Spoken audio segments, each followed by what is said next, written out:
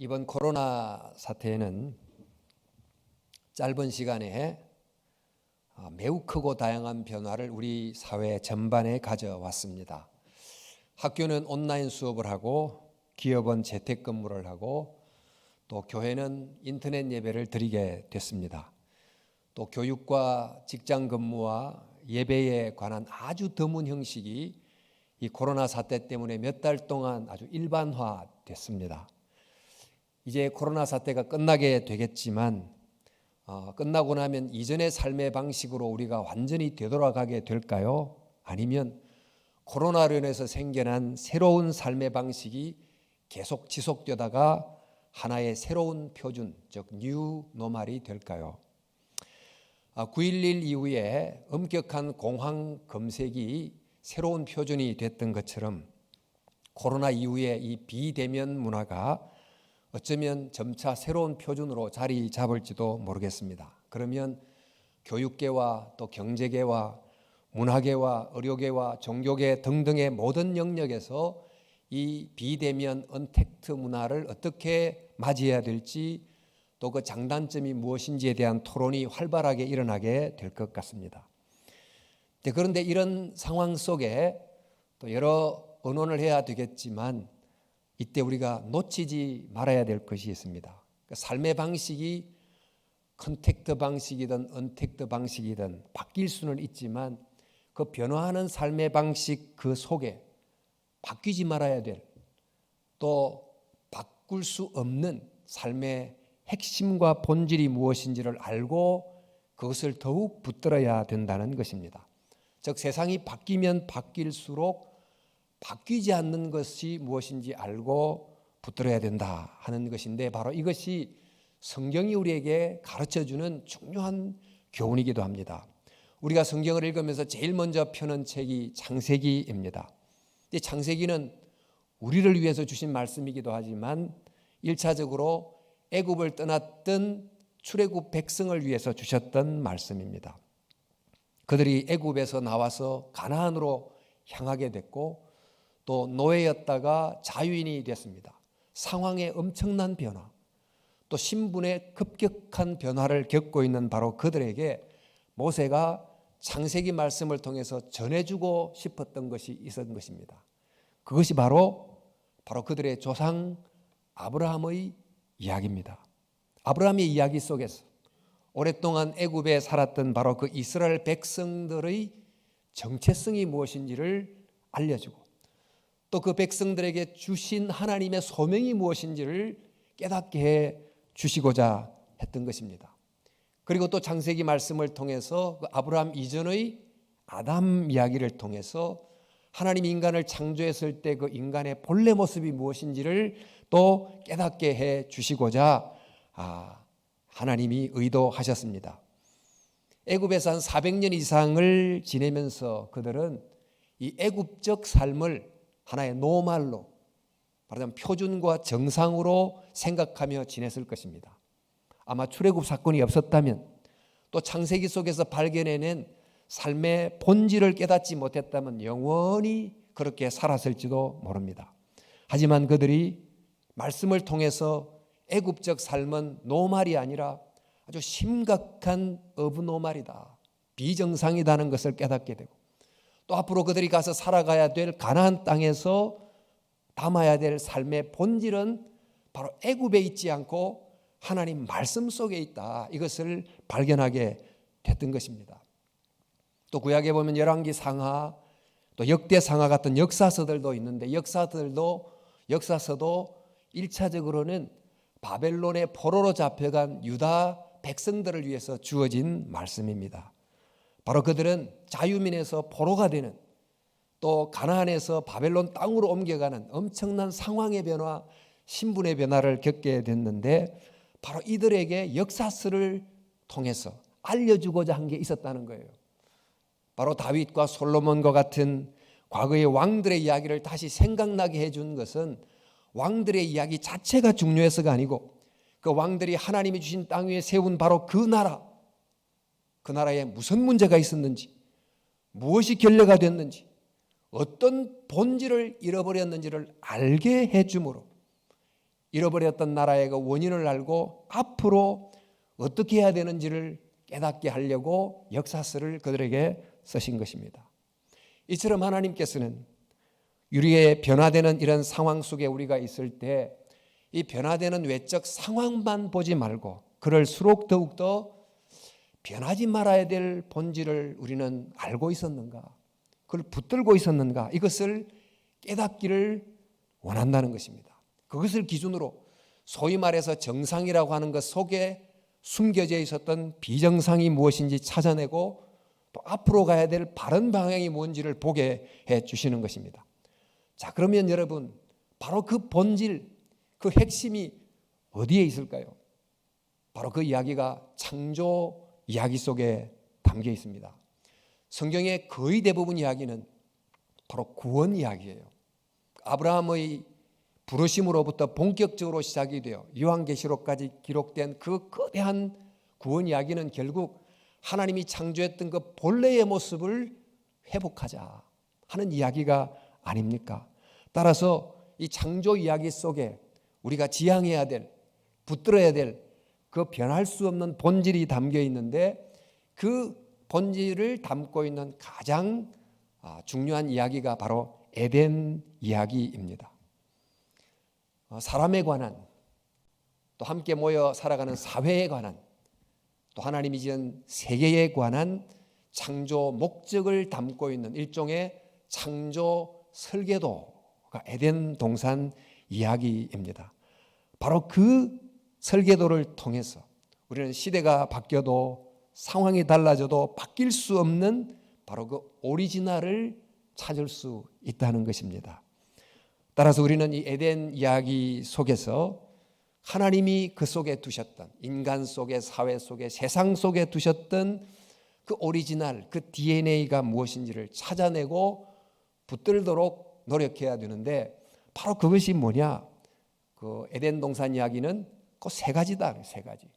바로 하나님과의 관계와 사람들 간의 관계와 세계와의 관계, 이 세 가지 바른 관계의 내용을 에덴 동산이 담고 있습니다. 자, 그것을 찾아내서 그것을 기준으로 오늘을 성찰하고 내일의 방향을 살피는 이런 것이 필요한데, 자, 그렇다면 오늘 에덴 이야기가 우리에게 알려주는 제일 첫 번째 하나님과의 바른 관계는 어떤 것입니까? 하나님과의 바른 관계를 알려주는 대표적인 이야기가 바로 선악과 내용입니다. 이렇게 되어 있죠. 동산 각종 나무의 열매는 내가 임의로 먹되 선악을 알게 하는 나무의 열매는 먹지 말라. 내가 먹는 날에는 반드시 죽으리라 하시니라. 에덴 동산에 수많은 열매 맺는 나무들이 있었습니다. 그런데 오직 한 가지 나무, 선악을 알게 하는 나무는 동산 중앙에 두시고 그것을 먹지 않도록 하나님이 금지하셨습니다. 바로 이 선악과가 우리와 하나님과의 관계에 관해 무엇을 알려줍니까? 그러니까 하나님께서 금지하셨다 하는 이 사실이 우리에게 알려주는 바는 인간은 본능을 따라 움직이는 동물이 아니다. 또 프로그램을 따라 움직이는 로봇가 아니다. 인간은 하나님이 주신 명령에 순종할 수도 거역할 수도 있는 자유를 가진 존재다는 것을 제일 먼저 알려주는 거예요. 이 선악과가. 또 바로 그런 자유가 있기 때문에 인간은 자기 행동에 책임을 지는 인격적 존재요 바로 인간이다 하는 것을 제일 먼저 알려줍니다. 자, 인간이 이렇게 자유를 가진 존재인데 이 금지된 선악과는 그 자유가 마음대로 할 수 있는 그런 무제한적 자유는 아니다. 즉 우리가 받은 그 자유는 지켜야 될 법 아래에 있는 자유요, 하나님의 통치를 받아들여야 되는 자유라는 것입니다. 우리가 가진 자유는 무제한적 자유가 아니고 제한적 자유지만 그 제한적 자유가 인간을 인간되게 하고 인간을 정말 자유롭게 한다는 거예요. 바로 이 자유를 통해서 인간은 하나님을 닮아간다는 것입니다.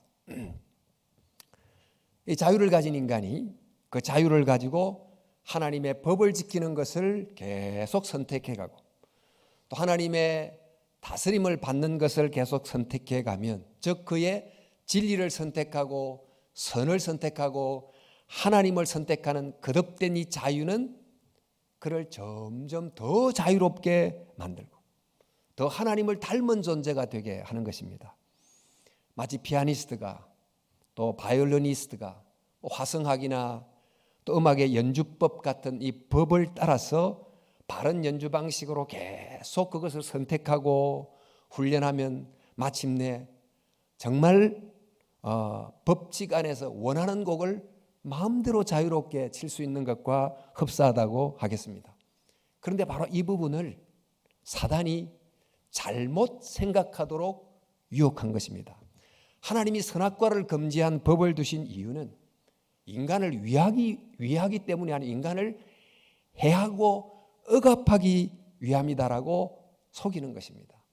그 금지된 선악과란 하나님의 법 때문에 인간은 구속받고 제한받고 있는 것이니, 그러므로 그 하나님의 법을 깨뜨릴 때 인간은 자유롭다. 또 그 하나님의 다스림을 거역할 때 인간은 하나님처럼 된다. 이렇게 사단이 속인 것입니다. 3장 5절에 너희가 그것을 먹는 날에는 너희가 선악과를 먹으면 너희 눈이 밝아지고 하나님과 같이 된다라고 한 거지요. 그러나 사단의 말이 과연 옳은 걸까요? 사단의 말처럼 선악과를 금지한 하나님의 법은 하나님이 인간을 해하기 위해서 만든 걸까요? 반대로 인간을 보호하기 위해서 만든 법일까요? 인간이 하나님 자리에 올라가지 못하도록 하신 그 금지, 유한자가 무한자 행세를 하지 못하도록 하신 그 금지, 하나님이 정한 한계와 경계를 넘지 못하게 한 바로 그 금지는 인간을 죽이는 것일까요? 살리는 것일까요? 우리 생각해 보세요. 간단하게 생각만 해봐도 교통법규는 운전자와 보행자를 해하는 것입니까? 유익하게 하는 것입니까? 놀이터에 설치된 그 펜스는 어린아이들을 해치는 것입니까? 아이들이 마음껏 놀도록 보호해 주는 것입니까? 지금 코로나 상황에서 적절한 사회적 거리두기는 우리를 해하려는 불필요한 규제입니까? 우리를 보호하려는 필요한 규제입니까? 교통법규를 우리의 자유를 방해하는 법으로 생각하고 어기면 사고가 나잖아요. 또 사회적 거리두기를 우리를 불평케 하는 법으로 여기고 어기면 감염이 확산이 되죠.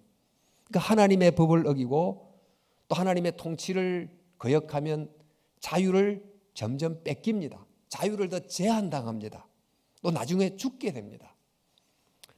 따라서 이 선악과가 가르쳐주는 하나님과 인간 간의 바른 관계는 뭡니까? 인간은 자유로운 하나님을 닮은 자유자다. 그러나 그 자유는 마치 우리가 공기 안에 있을 때 자유롭듯이 하나님의 법 아래 있을 때, 하나님의 자비로운 선하신 통치 아래 있을 때 정말 자유롭고 충만하게 살 수 있다는 것입니다. 즉 하나님의 통치 안에 거하고 순종할수록 더 자유롭고 하나님을 닮아간다. 이것이 바로 선악과 이야기가 알려주는 하나님과의 바른 관계입니다. 자, 바로 이런 이야기를, 창세기 에덴 이야기 속에 담긴 바로 이 내용을 출애굽한 이스라엘 백성들이 읽습니다. 그리고 그 깨달은 마음으로 애굽을 다시 바라보니 애굽은 어떤 곳입니까? 애굽은 파라오가 하나님의 법을 어기고 스스로 하나님의 자리에 올랐습니다. 선악과를 따먹은 거죠. 애굽은 에덴이 될 수가 없어요. 하나님과의 그릇된 관계가 있는 애굽은 에덴이 될 수가 없는 거예요. 또 바벨론 포로가 됐던 이스라엘 백성들이 잃어버렸던 나라를 회고하면서 역사서를 통해서 깨닫게 된 것이 뭡니까? 그들이 가나안 땅에서, 하나님이 주신 땅에서 정말 하나님의 법과 다스림에 순종하지 않고 우상을 섬겼구나. 이걸 깨닫게 된 것입니다. 하나님의 바른 관계라고 하는 기둥이 세워지지 않으면 하나님이 허락한 가나안 땅에서도 그 나라를 유지하지 못하고 뺏겨버리는 그런 일이 일어나게 되는 것입니다. 자, 이런 이제 관점에서 우리 시대를 한번 바라보시죠. 우리는 지금 어떻게 하나님을 생각하고 있습니까? 인간은 법을 지키는 자가 아니라 법을 제정하는 자가 됐습니다. 하나님을 따라 마음대로 떠나서 살아가는 것이 자유라고 여기며 삽니다. 그러나 그것이 진짜 자유입니까? 자기 마음대로 살도록 내버려 뒀을 때 그는 어떻게 삽니까? 선을 따라 삽니까? 진리를 따라 삽니까? 아니면 마음속에 있는 죄를 따라 삽니까? 가만히 두면 자유로운 사람이 되지 않고 죄의 종이 되어 끌려다니는 삶을 살아가는 것입니다. 하나님의 다스림을 거역했더니 하나님 아닌 것에 통치를 받아서 죄의 종으로, 탐욕의 종으로, 악의 종으로, 사탄의 종으로 살아가지 않습니까? 그러므로 선악과는 따먹을 수 있지만 먹지 말아야 될 경계인데 이것을 넘으면 안 된다는 것입니다. 지금 우리 핵무기를 생각해 보세요. 화학무기 만들 수 있지만 만들지 말아야 되는 금지된 경계인데 이걸 넘으니 어떻게 됩니까?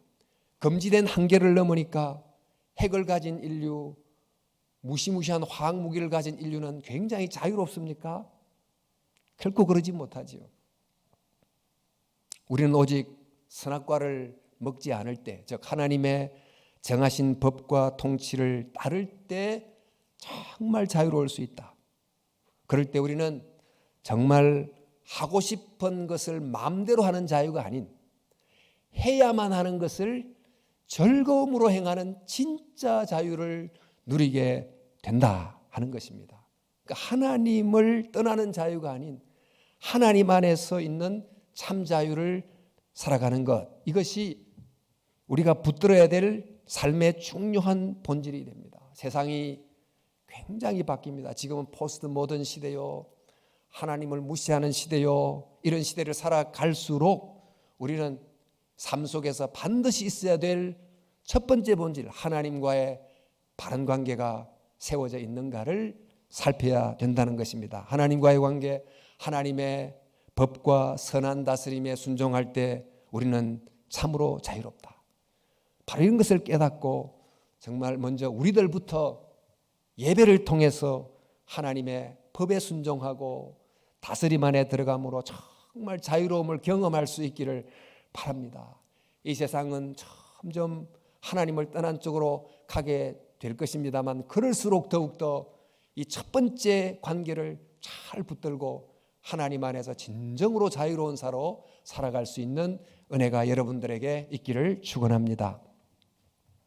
자, 에덴 이야기가 알려주는 붙들어야 될 두 번째 본질이 뭡니까? 사람과의 바른 관계입니다. 그게 어떤 것입니까? 창세기 보니까 사람이 혼자 사는 것이 좋지 아니하니 내가 그를 위하여 돕는 배필을 지으리라. 여기 나타난 인간의 모습은 혼자 사는 존재가 아니다는 것입니다. 하나님이 창조한 모든 것 중에 보시기에 좋지 않았던 유일한 장면이 바로 혼자 사는 것입니다. 근데 혼자 사는 것을 혹시 또 반드시 결혼을 해야만 된다 이런 뜻이 아닙니다. 이 말은 남의 무관심이나 무시나 폭력 때문에 원치 않게 외로움 속에, 가난 속에, 차별 속에, 학대 속에 있는 그런 혼자됨을 하나님은 원하지 않으신다.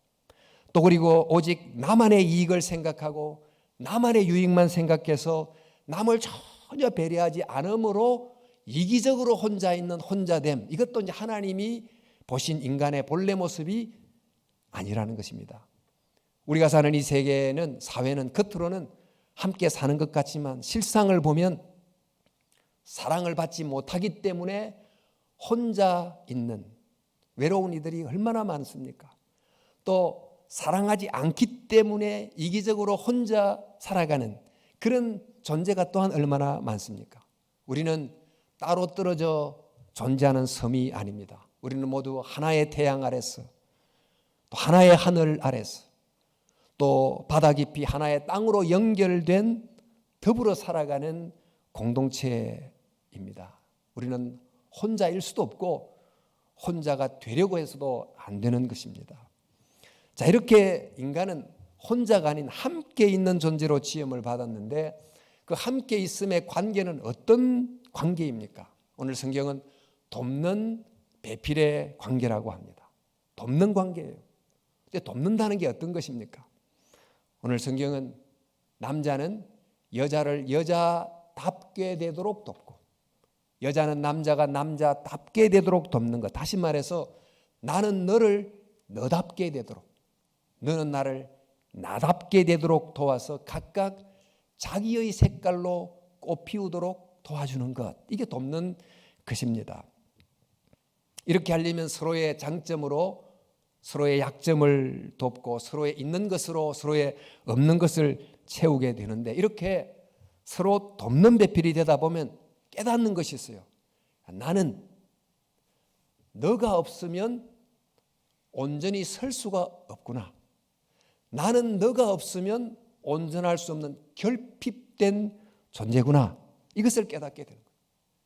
그러니까 나라는 삶을 위해서는 너가 반드시 필요하다. 상대가 필요하다는 것입니다. 그래서 아담이 하와를 보고 이렇게 말하잖아요. 너는 내 뼈 중에 뼈요 살 중에 살이다.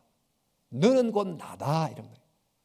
그러니까 너가 있으니까 내가 있다. 이런 깊은 연합, 유대의식이지요. 참 이렇게 될 때 그 인간 관계가 우리를 행복으로 이끌게 됩니다만, 이런 아주 짧은 시가 하나 있습니다. 지금처럼 아름다울 순 없을 거야. 지금처럼 눈부실 수도 없을 거고, 지상에 꽃이 없다면, 공중에 새가 없다면, 곁에 당신이 없다면, 지상에 꽃이 없다면 얼마나 삭막할까요? 저 공중에 아름다운 새가 없다면, 아니 내 곁에 당신이 없다면 나는 없습니다. 당신이 있기에 이렇게 아름다울 수 있고 이렇게 눈부실 수 있습니다.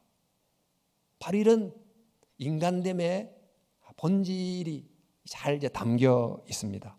자, 여러분이 창세기 에덴의 이 이야기를 읽었던 이스라엘 백성이, 출애굽한 이스라엘 백성들이 애굽을 되돌아보니까 애굽이 어떤 곳이었습니까?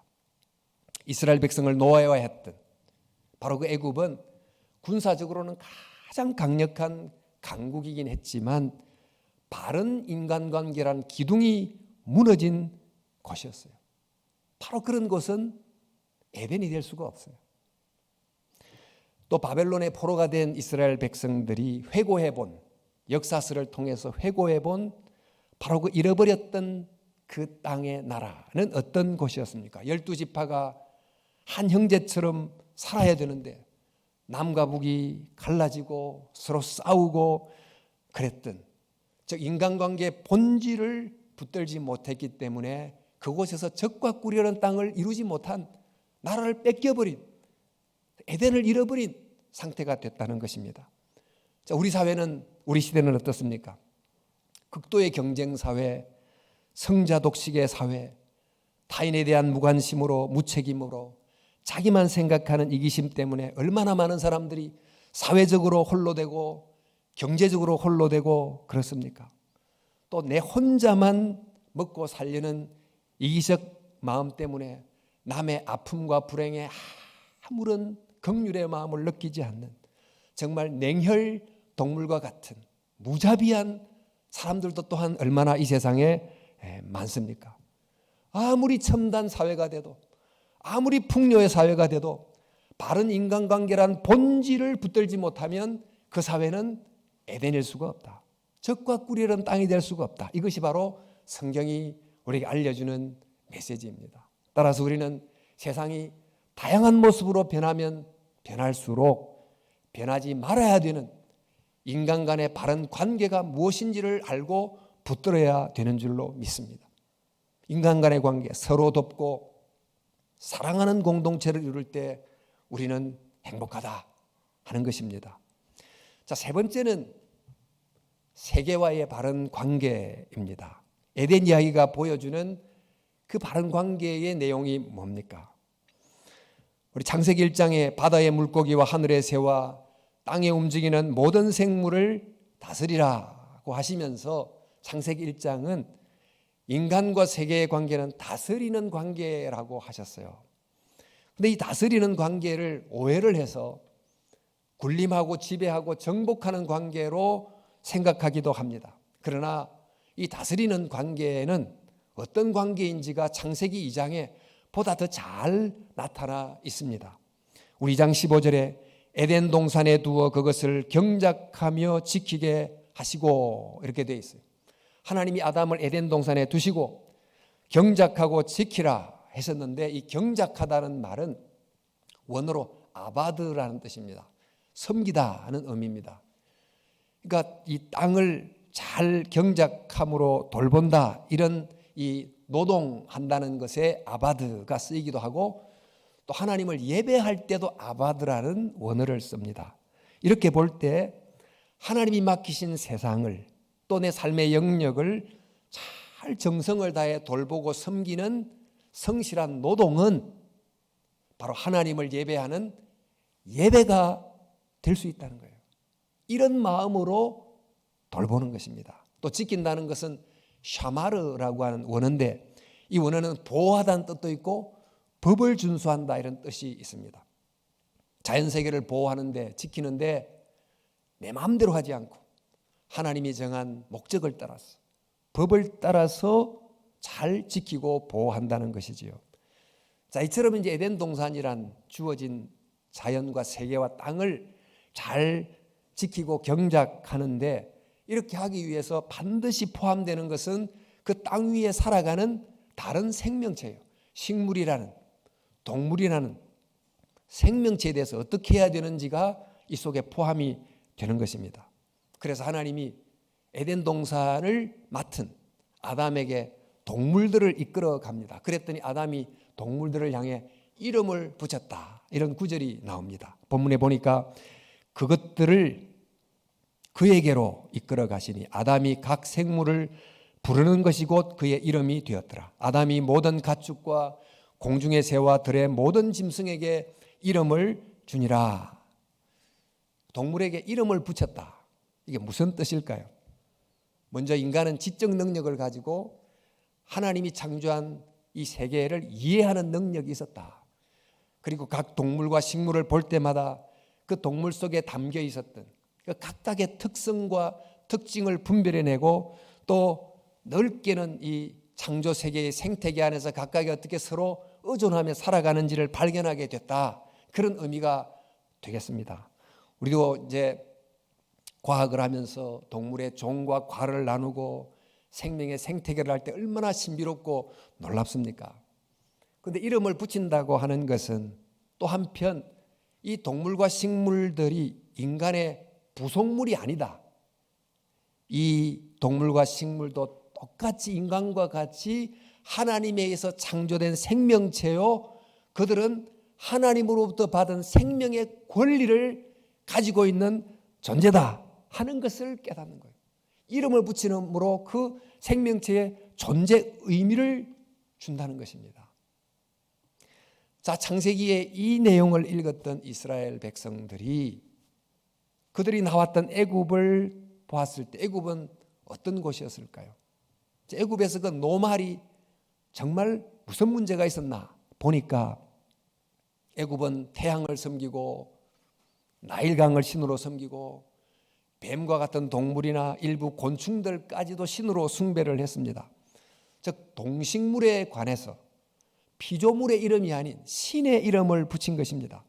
그런데 창세기 1장을 보니까 애굽에서 신의 이름으로 붙였던 이 모든 것들이 하나님이 창조한 피조물이라는 것을 발견하게 된 거예요. 그러니까 잘못된 이름표를 붙인 거죠. 우상으로 섬긴 것입니다. 또한 이제 이 바벨론에서 포로가 된 이스라엘 백성들이 회고해 본 그들의 잃어버렸던 이스라엘 유다 나라는 어떠했습니까? 가나안 땅에 세워졌던 그 이스라엘과 유다의 경우 하나님께서는 7년에 한 번씩 안식년을 지키라고 명령하셨습니다. 안식년을 지킴으로 땅이 쉬게 하고, 또 땅 위에 식물도 안식하게 하고, 그 위에 살아가는 동물도 쉬게 한 것입니다. 이렇게 한 것은 자연이 이 안식년을 통해 주기적으로 쉼으로 회복되어 6년 동안을 더 풍성하고 건강하게 좋은 소출을 내게 하기 위함이었습니다. 그러나 이것을 지키지 않았어요. 우리가 사는 이 세계는 어떤지를 한번 볼까요?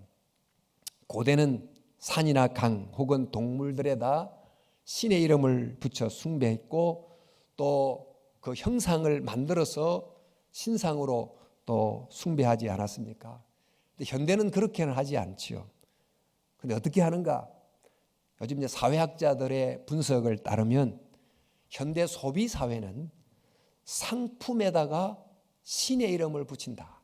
이걸 두고 상품 물신주의라고 말합니다만, 이른바 인간이 만든 어떤 생산품, 또 어떤 건물, 어떤 조직, 이런 인간이 만든 어떤 것을 반드시 가져야 될 대상으로 여기고 그것을 얻기 위해서 내 인생 전부를 걸고 살아가고 또 그것이 주는 즐거움이 정말 내가 구해야 될 궁극의 즐거움으로 생각하며 살아간다. 즉 상품을 신격화 한다는 거예요. 이게 바로 오늘 소비사회의 현실이다라고 분석을 합니다.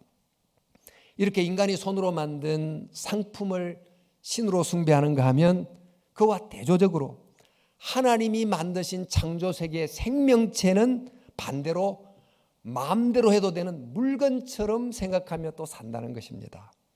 여러분 생각해 보십시오. 지금 환경 파괴가 계속해서 일어나고 있고 수많은 가축들을 공장식으로 사육하면서 대하는 방식이 동물이 아니라 물건처럼 대하고 있고 생명체가 아니라 생산품처럼 대하고 있지 않습니까? 이렇게 해서 상품에다가는 신의 이름을 붙이고 살아있는 생명체에다가는 물건의 이름을 붙이는 이런 가치전도가 우리가 사는 세대에 일어나고 있다는 것입니다.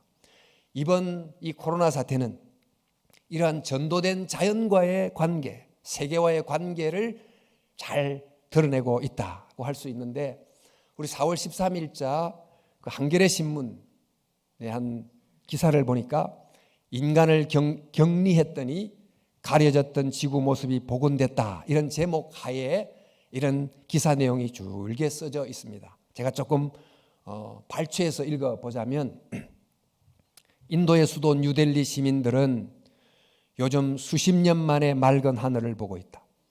정부가 코로나19 확산을 막기 위해 지난달 25일 13억 전 인구를 대상으로 발동한 3주간 국가 봉쇄령이 준 선물이다.